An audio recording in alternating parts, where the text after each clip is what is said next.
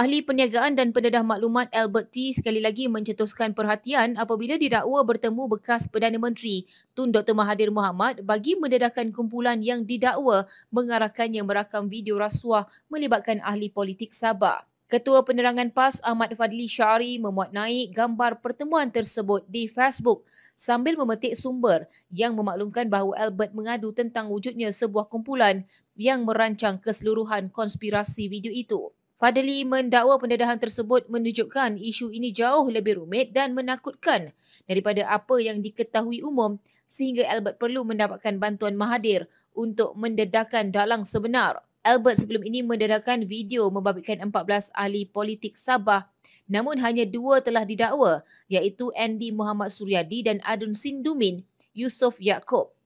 Albert sendiri turut berdepan pertuduhan memberi rasuah berjumlah RM500,000. Daripada 14 nama dalam video tersebut, 10 masih bertanding dalam pilihan raya negeri Sabah menimbulkan persoalan awam mengenai ketegasan tindakan pihak berkuasa. Perdana Menteri Anwar Ibrahim dan SPRM sebelum ini dituduh berlengah, namun Anwar menjelaskan bahawa kes masih berjalan dan bukti tambahan sedang dinilai. Albert dan pasukan guamannya mendakwa mereka telah menyerahkan lebih 300 halaman dokumen termasuk jejak wang, rekod bank serta surat menyurat sebagai bukti untuk mengukuhkan dakwaan yang dibuat dalam video. Pendedahan melalui Mahathir ini dijangka membuka bab baru dalam skandal yang terus menggoncang politik Sabah.